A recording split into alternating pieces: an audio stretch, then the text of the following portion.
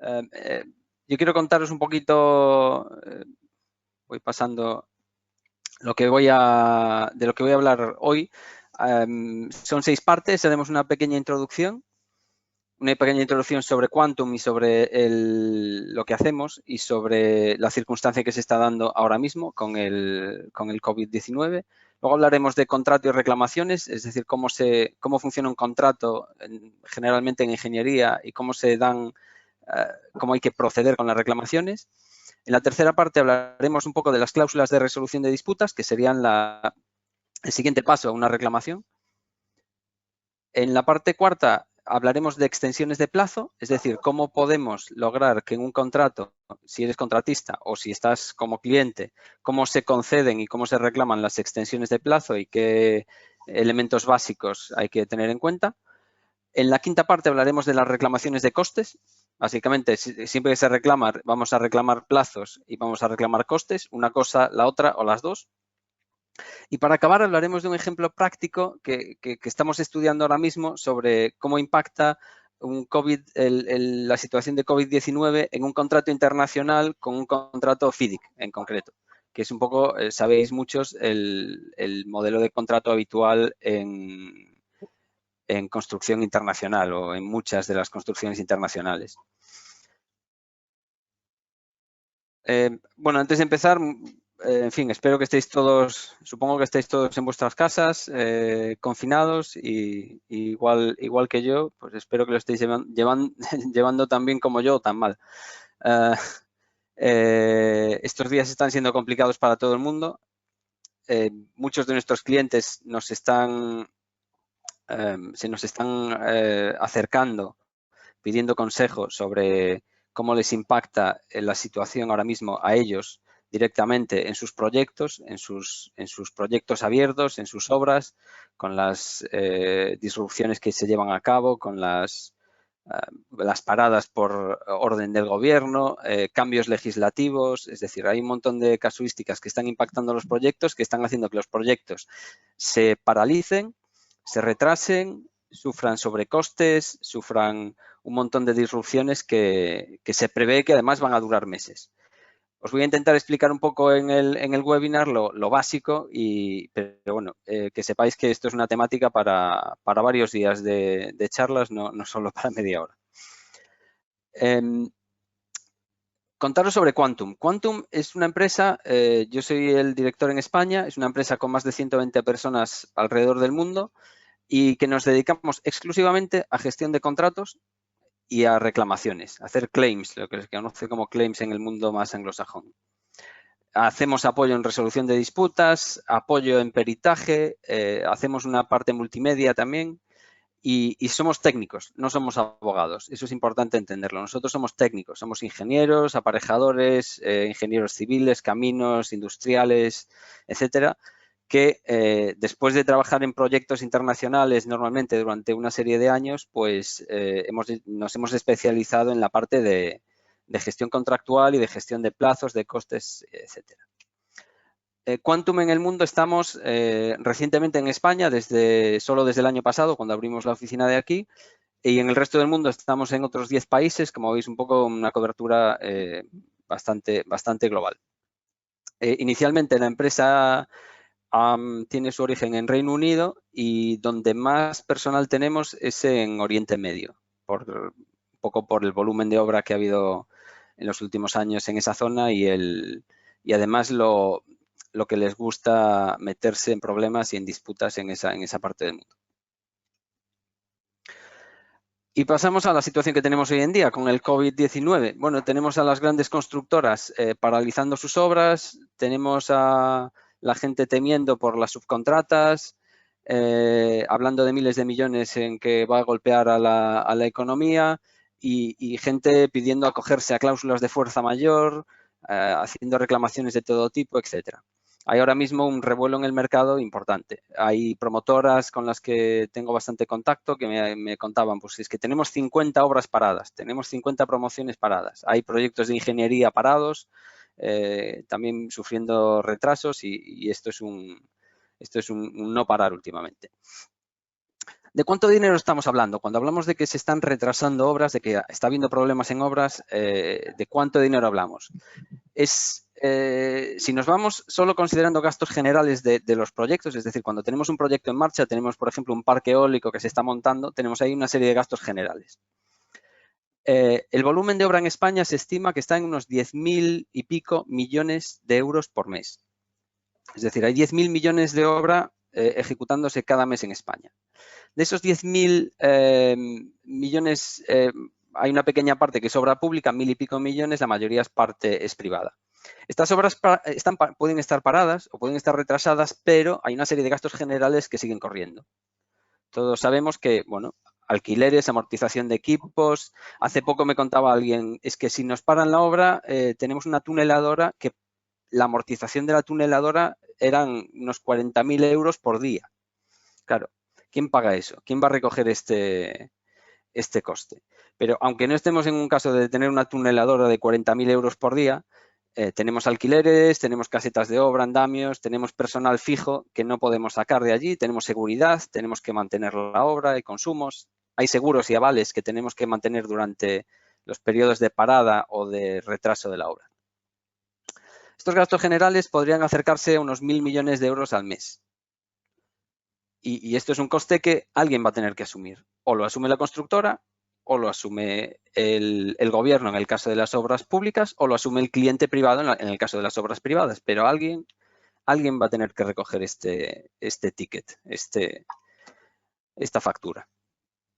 Además, hay otros sobrecostes. Estamos viendo situaciones en las que no solo es la parada de la obra o no solo es el tener una obra con un retraso, sino que además tenemos sobrecostes por materiales alternativos más caros, porque los materiales que se estaban utilizando ahora mismo no se pueden suministrar. Tenemos medidas de prevención que no se habían previsto inicialmente. Pues imaginaos que ahora de repente hay una serie de indicaciones para mantener una distancia de seguridad que hacen que el personal sea menos productivo en la obra. Es decir, hay una bajada de productividad. Tenemos penalizaciones, es decir, si incurrimos en retrasos que no somos capaces de justificar, el promotor va a incurrir en penalizaciones, va a aplicar una serie de penalizaciones. Tenemos subcontratas que no van a poder responder, porque quiebran. Desgraciadamente, hay subcontratas, pequeños autónomos, empresas pymes que van a dejar y que están dejando de operar porque simplemente no pueden hacer frente a la situación y van a quebrar y vamos a tener que cancelar estos contratos y contratar otra vez. Esto va a provocar un sobrecoste también, está provocando sobrecostes y alguien tiene que asumirlo esto. De todo esto, la primera pregunta es cuánto se puede mitigar y cuánto no se puede mitigar, ¿no? Pues el primer deber del contratista y el primer deber del promotor es trabajar juntos para mitigar el efecto de todo esto. Pero van a haber costes que sean no mitigables, que nadie va a poder evitar. ¿Y quién lo asume? En cuanto a plazos, ¿qué podemos decir? Podemos decir que una parada de un mes no es siempre un retraso de un mes.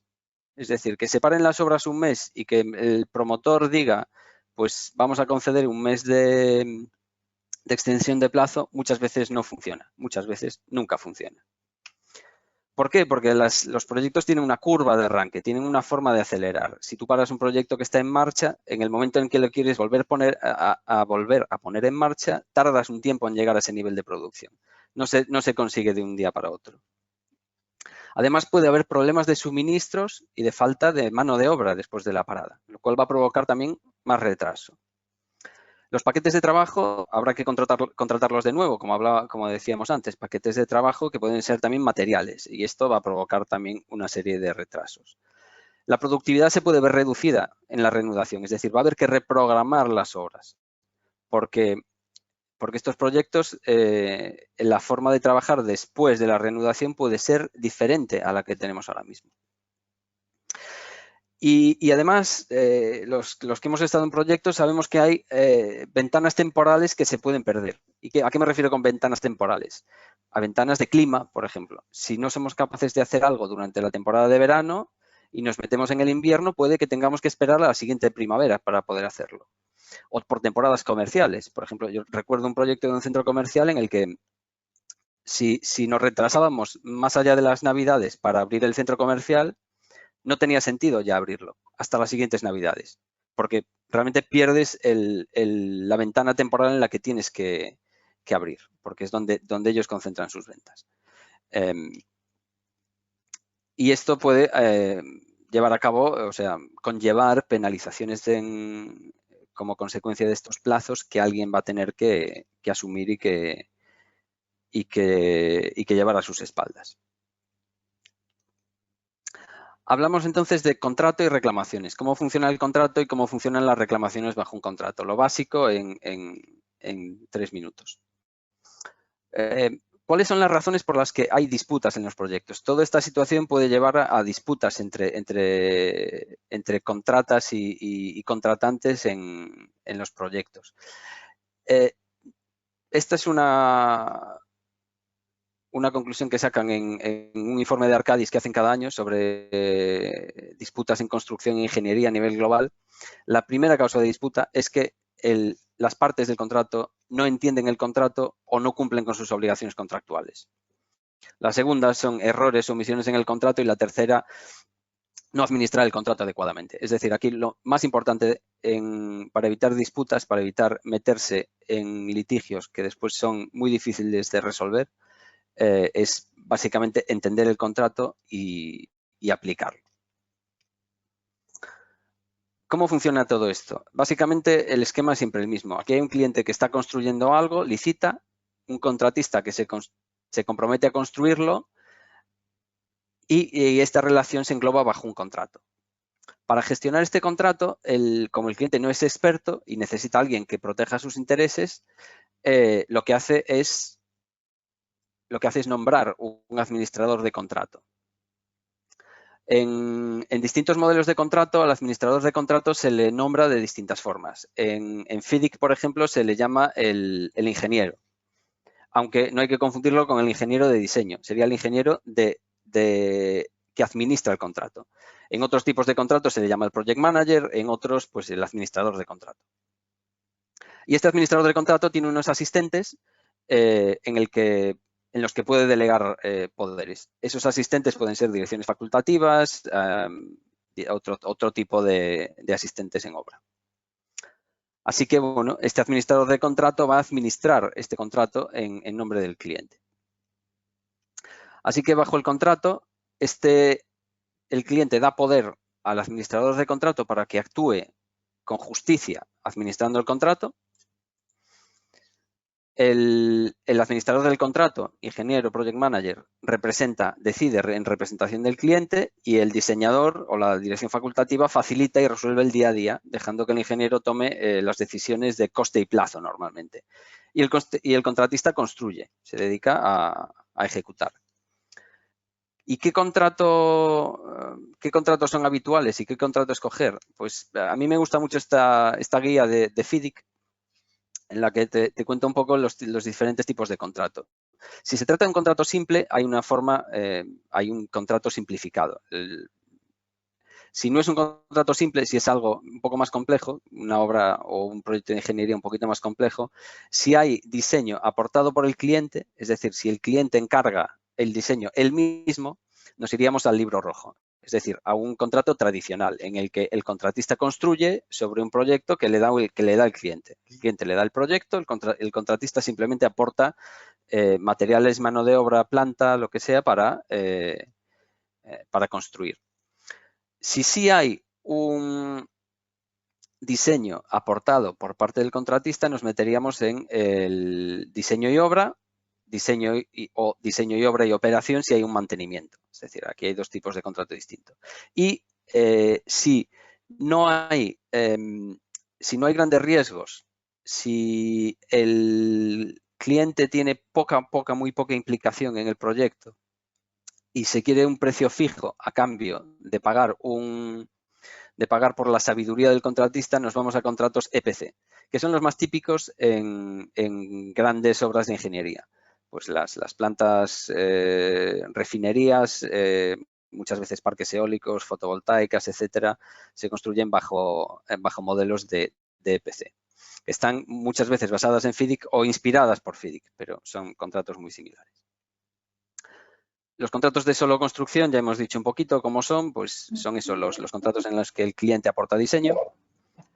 Los contratos de diseño y obra serían en los que es el propio contratista el que aporta el diseño, y los contratos llave en mano serían en los que el cliente compra resultados, no aporta diseño ni aporta mucho, simplemente quiere a un contratista especialista que sabe lo que hace y que asume casi todos los riesgos del contrato. ¿Y cómo serían las reclamaciones típicamente bajo el contrato? ¿Qué habría que hacer para reclamar bajo un contrato? Primero, notificar, es decir, cuando hay un evento que nos da lugar sabemos que nos va a dar lugar a una extensión de plazo o de coste, lo primero sería notificarlo. ¿Notificarlo por qué? Cuidado, porque aplican ciertas prescripciones temporales, lo que en FIDIC llaman time bars. Es decir, si no notificas dentro de un periodo de tiempo que el contrato te especifica, puedes perder derecho a reclamar. Es decir, o hable ahora o calle para siempre, básicamente. Es lo que dicen este tipo de cláusulas. Lo segundo que habría que demostrar en una reclamación, antes de reclamar, es que estamos mitigando los efectos. Es decir, no sirve sentarse a esperar y dejar que el coste suba sin hacer nada, sin notificar a tu cliente y sin tomar medidas, porque se pierde el derecho a reclamar. Es decir, lo que no puedes hacer es, tengo parados a 23 tíos sentados en la obra, no digo nada, pasan los meses y al cabo de 5 meses le digo al cliente, me debe usted 3 millones de euros porque he tenido aquí a 200 personas sentadas en la obra sin hacer nada por su culpa. Bueno, pues no, tienes un deber de mitigar y tienes un deber de notificar. Lo tercero sería documentar. Documentar qué recursos humanos o materiales están parados o infrautilizados, documentar el avance, qué trabajos están parados, qué trabajos están restringidos, demostrar sobre todo causa-efecto, es decir, cuál es la causa de que haya unos trabajos parados y restringidos y cuál es el efecto de esta causa. Si el efecto es plazo, si el efecto es coste o si el efecto es otra cosa. La forma de documentar puede ser pues con un montón con fotografías, con registros, con visitas a obra, con actas, etc. Y sobre todo informar y actualizar constantemente a tu otra parte, si eres el contratista, a tu cliente, si eres el cliente, a tu contratista, de tus proyecciones, de qué estimación de costes y plazos estimas que esto te va a causar. Por ejemplo, ahora mismo nos estamos encontrando con gente que nos pregunta, claro, pero es que yo no sé qué efecto va a tener la parada por el coronavirus y no sé el plazo que se me va a extender ni qué coste me va a costar. No importa que no sepas el final, lo importante es estimar en cada momento e ir actualizando. Es decir, si a día de hoy tú estimas que con las medidas en la actualidad vas a tener un retraso de 2 meses, notifícalo y justifícalo. Si la semana que viene hay nuevas medidas y ya no son 2 meses, van a ser 2 meses y medio, pues actualiza tu estimación, actualiza tu proyección de plazos y notifícalo a tu otra parte. Y si dentro de un mes otra vez cambia, vuelve a notificarlo, pero es importante ir actualizando, ir informando constantemente de esas proyecciones. ¿Por qué? Porque le estás dando la oportunidad a la otra parte de reaccionar y de mitigar. Y si le mantienes en la oscuridad, no le das la oportunidad a la otra parte de que pueda mitigar y de que te pueda ayudar a solventar la situación. ¿Cuáles son las bases de una reclamación? Básicamente, si hay un evento que causa una pérdida, lo primero que hay que hacer es determinar la responsabilidad en relación al contrato. Es decir, ¿quién es responsable de ese riesgo bajo el contrato? Luego veremos un poco sobre esta parte. Luego, valorar la pérdida en tiempo y en coste y ejercer la reclamación en plazo y tanto de plazo como de costes. Y sobre todo, la clave es siempre demostrar causa y efecto. Es decir, ¿cuál es la causa que está provocando este aumento de plazo o este aumento de costes y cuál es el efecto. Vamos a ver un poquito, una vez que hacemos la reclamación, como hemos visto un poco las bases de una reclamación y cómo se haría, qué pasaría con las cláusulas de resolución de disputas. Es decir, una vez que se hace una reclamación, esta reclamación, el proceso generalmente es que va al administrador del contrato y lo primero que debería pasar es que haya un acuerdo entre cliente y contratista. Si no hay un acuerdo entre cliente y contratista, el segundo paso normalmente es que el administrador del contrato toma una decisión, decide algo, decide, vale, pues esta es mi decisión y esto es lo que creo que a lo que tienes derecho tú de plazo y de costes sobre el contrato. Si esto no funciona, ciertos contratos tienen un recurso a un DAB, a un panel de adjudicación de disputas, que sería un paso intermedio antes de llegar a la última negociación previa al arbitraje o litigio. Este esquema de resolución de disputas es bastante basado en contratos internacionales. Hay muchos contratos en España en el que el mecanismo de resolución de disputas pasa por negociación entre cliente y contratista y directamente, si eso no da resultado, litigio. En otros contratos sí se incluye una cláusula arbitral en el medio y en algunos otros una cláusula de mediación, de negociación. La decisión del ingeniero, por ejemplo, esto está basado en FIDIC. FIDIC lo que hace es que dice que si el administrador del contrato decide, las partes tienen 14 días para mostrar desacuerdo. Si no muestran desacuerdo, se entiende que eso es firme. Y si muestran desacuerdo, se pasa a la siguiente parte de resolución. A la decisión del DAB, a la negociación y al arbitraje o litigio. ¿Y cuál es la clave de todo esto? Que cuando se prepara una reclamación, desde la primera notificación debe uno prepararse para que esto se sostenga en el último recurso. Si es el arbitraje o el litigio. Es decir, vamos a preparar bien la reclamación desde el principio para poder sostenerla hasta el final, para que esté preparado y sea sólido. ¿Y qué podemos decir ahora vamos a hablar un poco, hemos hablado del contrato y las reclamaciones, hemos hablado de cómo se resuelven las disputas bajo el contrato, muy esquemáticamente, y ahora hablaremos un poquito de extensiones de plazo. Por ejemplo, hablemos de un súper simplificado, cómo sería una construcción de un parque eólico esquemática y qué pasaría con las diferentes reclamaciones de plazo que podrían darse a cabo. Por ejemplo, un parque eólico podría tener, si lo dividimos en eso súper esquemáticamente en 5 actividades, podríamos tener una parte de movimiento de tierras, una parte de prefabricación de equipos, una parte de construcción de cimentaciones, obra civil, instalación de equipos y una final de paisajismo. Es importante determinar aquí cuál es el camino crítico, es decir, cuáles son las actividades que marcan el final del proyecto. Aquí, como veis, por ejemplo, la prefabricación de equipos no formaba parte del camino crítico. El análisis de retrasos es importante decir que no es algo exclusivo de ningún software, es decir, hay gente que cree que solo puede hacer un análisis de retrasos en Primavera P6, pero hemos visto análisis de retrasos en arbitraje hechos sobre un Excel y están perfectos. Porque el análisis de retraso lo que tiene que ser es simple. Tiene que contar la historia del proyecto y tiene que buscar las causas originales. ¿Cuál es el agente causal?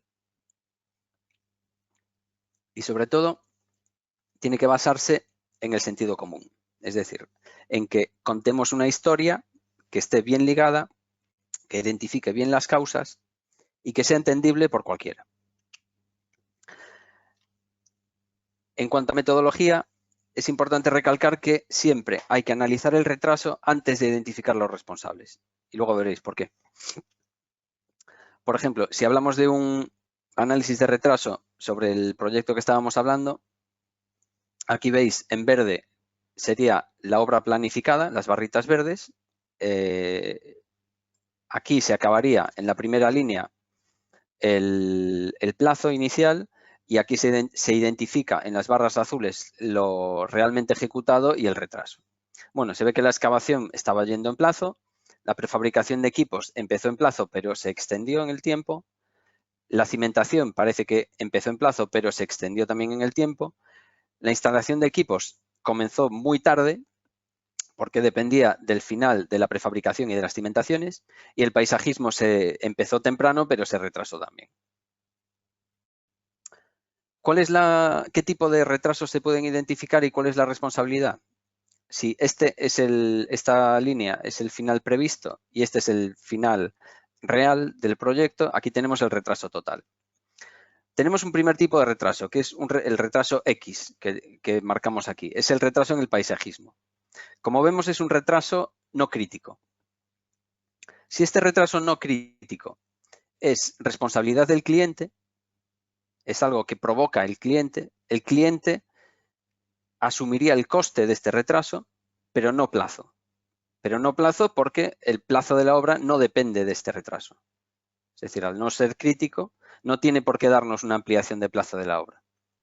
Si esto es riesgo del contratista, si este retraso es culpa del contratista, el contratista no recuperaría coste, pero tampoco sufre penalizaciones porque no es por culpa, no está en el camino crítico, por lo tanto no provoca penalizaciones.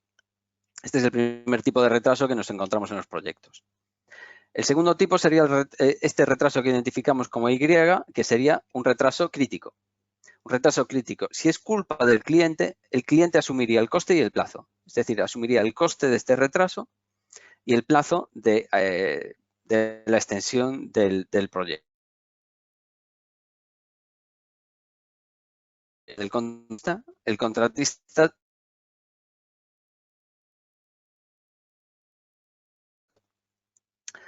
si fuera culpa del contratista, tendría que asumir el coste y sufriría penalizaciones. Y por último, que es lo que no se les... ¿Qué pasa si tenemos dos retrasos que suceden a la vez? Uno es responsabilidad del cliente y otro es responsabilidad del contratista. Es algo que pasa en todas las obras. En todos los proyectos siempre hay retrasos y siempre algunos son responsabilidad del cliente, otros del contratista. Para que sea concurrente tienen que darse una serie de características un poco difíciles de satisfacer en la mayoría de los casos. Es un poco complejo. El caso es que en el retraso concurrente lo que pasaría es que el cliente se haría cargo del plazo, pero no del coste. Es decir, el cliente daría una extensión de plazo al contratista, pero no pagaría el coste de la extensión de ese plazo. El contratista, por su lado, recuperaría el coste, no recuperaría coste, pero tampoco sufre penalizaciones. Ese sería un poco el esquema, los tres tipos de retrasos, muy rápidamente, que se pueden dar en un proyecto y que nos estamos encontrando en esta situación ahora mismo. En cuanto a reclamaciones de costes adicionales, destacar varias cosas muy rápido. Las reclamaciones de costes deberían de estar fundamentadas en costes reales, no en precio, sino en coste. Es decir, estas reclamaciones se trata de recuperar una pérdida, no de generar un beneficio. Se trata de devolver al contratista a la posición en la que estaría si no hubiera pasado esto. No de ganar más dinero. Y hay que prepararlo bien desde el principio, porque si llegamos a un arbitraje o si llegamos a un tribunal, los costes se van a auditar y se van a ver qué se ha pagado realmente, qué ha costado realmente. No me digas que el oficial de primera cuesta 3.000 euros, porque voy a ver la nómina del oficial de primera para ver si ha costado esos 3.000 euros o no. Es decir, ese es el test que luego se va a llevar más adelante. Por lo tanto, hay que prepararlo bien desde el principio. Y en cuanto a los costes de prolongación, simplemente destacar que son los costes, como hemos hablado, de costes indirectos y que los costes a reclamar deben ser en el periodo en el que aparecen, no al final del proyecto. Un truco típico de algún administrador de contrato avispado es, pues tú te retrasas 3 meses, pues te pago los costes indirectos de los últimos 3 meses de obra. Ya, no, pero mis costes indirectos que yo he sufrido son cuando el retraso se dio a cabo, que fue en mitad de la obra, cuando yo tenía muchos más recursos movilizados en obra y mis costes indirectos eran mucho más altos. Por lo tanto, hay una diferencia importante entre los costes en el momento en que aparecen y los costes al final de obra.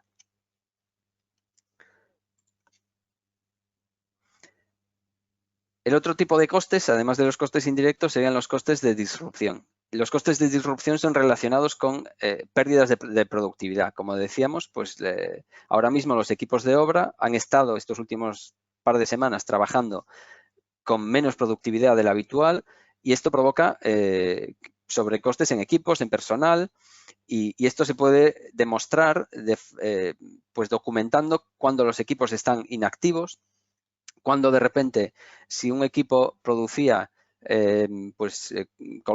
soldaban X metros de soldadura por día, ahora lo que sueldan es muchísimo menos porque esa bajada de productividad y esa forma de trabajo que ha sido impuesta por las circunstancias hace que pierdan esa productividad. ¿Y cómo se puede demostrar unos costes de disrupción? La metodología clásica es lo que le llaman en inglés la measured mile, la milla medida, o sea, el medir cuál es la productividad habitual en la obra, demostrar cuál es la productividad normal antes de que el evento suceda, es decir, antes de que las medidas por el COVID-19 se hayan establecido, ¿qué productividad tenía yo en mis equipos? Esta. Después del COVID-19, ¿qué productividad tengo? Menor. La diferencia es la caída de productividad debida, hay una relación causa-efecto clara entre las medidas implantadas en la obra y esa bajada de productividad. Y eso es dinero que se puede reclamar. ¿Cuál es el método habitual y no recomendado? La reclamación global. ¿Y la reclamación global qué es? Básicamente es decir, yo esta obra había previsto que me tenía que costar este proyecto 10 millones de euros y me ha costado 12. Por lo tanto, señor cliente, me debe usted 2 millones.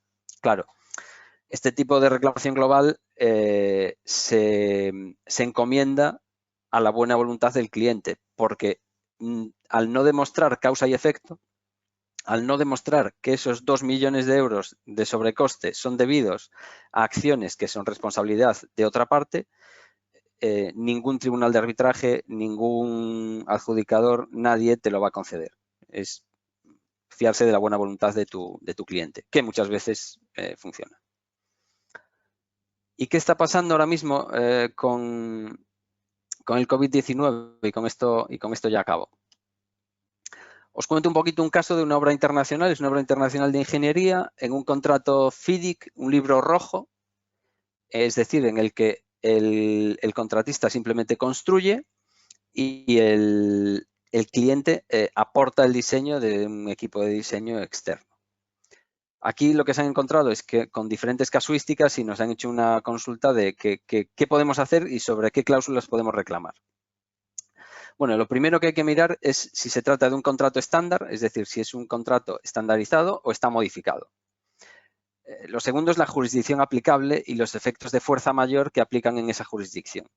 Simplemente mencionaros que en países de common law, sabéis que los países anglosajones no tienen código civil, actúan bajo common law, que ellos le llaman, y la fuerza mayor está definida en el propio contrato. No hay una definición de fuerza mayor fuera del contrato. Por lo tanto, es fuerza mayor lo que está en el contrato y lo que no existe.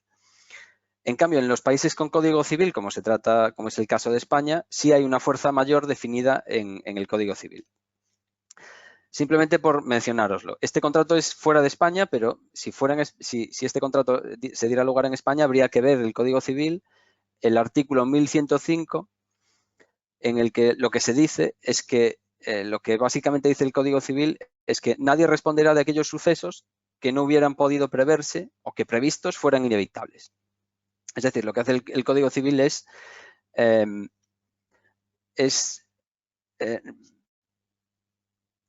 no obligar, eliminar la obligación de cumplir con un contrato si hay un evento que sobrepasa y que no haya podido preverse. Es decir, tú no tienes por qué estar obligado a cumplir tu contrato o ciertas obligaciones del contrato, pero lo tienes que justificar. Bien, en este contrato internacional, ¿qué opciones de reclamación existen bajo el evento del COVID-19? Y existen varias cláusulas a las que pueden acogerse, a las que nuestro cliente está estudiando acogerse para intentar mitigar los efectos de la pandemia. Las cláusulas 8.4 y 17.3 hablan de epidemia o fuerza natural imprevisible, es decir, totalmente aplicable a esta casuística. Y se habla de reclamaciones, en la 8.4 se habla de reclamaciones por escasez de personal o bienes debido a una epidemia o acciones del gobierno. En este caso es epidemia. Y en el 17.3 se habla de fuerza natural que sea imprevisible o que el contratista no pudiera prever. Y esto le da derecho al contratista a reclamar. Y esta reclamación puede ser, lo que dice en la 17.4, el FIDIC, es que el contratista podría reclamar plazo, coste y beneficio razonable. Es decir, podría recuperar plazo, coste e incluso el beneficio demostrable que está obteniendo o que había previsto obtener en el contrato. Pero hay más posibilidades bajo FIDIC. En la cláusula 13.7 hay una posibilidad de cambio legislativo. Es decir, lo que dice el contrato es que se ajustará para reflejar cambios de costes debidos a cambios de legislación en el país que afecten al contratista en la ejecución del contrato. Pues imaginaos, en el caso del COVID-19, después de todo esto, puede que muchas leyes de diferentes países cambien para, por ejemplo, exigir distanciamiento entre el personal o exigir utilización de ciertas medidas preventivas en la obra. Pues esto puede reclamarse bajo esta cláusula.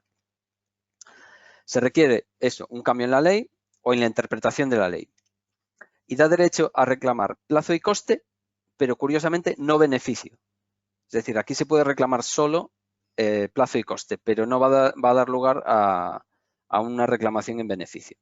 Por lo tanto, lo que normalmente intenta hacer el contratista es todo lo que puedas poner bajo la primera opción que hemos visto antes, en la que sí puedes reclamar beneficio, es decir, aduciendo pandemia, aduciendo epidemia, no lo ponen como cambio legislativo.